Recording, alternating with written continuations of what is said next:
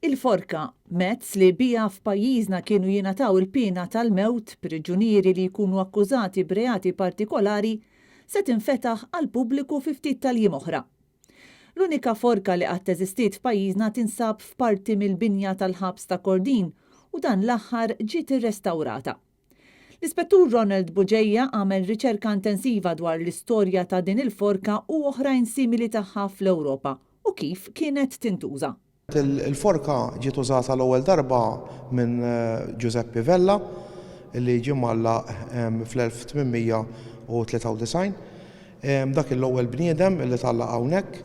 Il-forka f'pajjiżna hija waħda minn ftit li għadhom jeżistu fl-Ewropa u ntużat l-aħħar 79 sena ilu.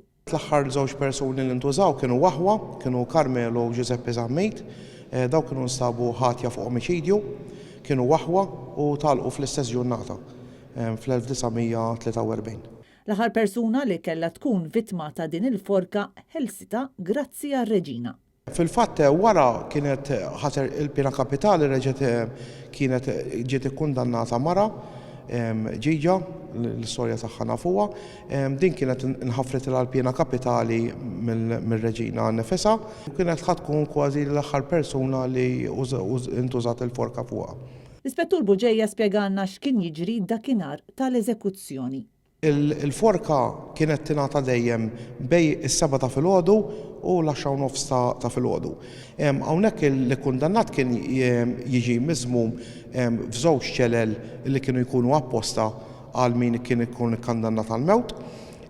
Dakinhar tal-forka il-priġunier kien jinħareġ minn żewġ uffiċjala flimkien mal-kappellan tal-ħabs u jmorru il-kappella jitolbu.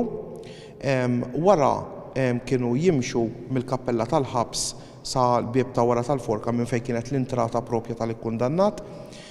Jitla t-taraġġ, isib il-bojja jistennieh, jiġu mirbuta l-idej biċ-ċinek, joħroġ għal fuq il-patibolu u ovvjament imbagħad il-bojja jrid jeżegwixxi t-teorija ta' William Marwood biex il-forka tingħata kif suppost stipulata bil-liġi.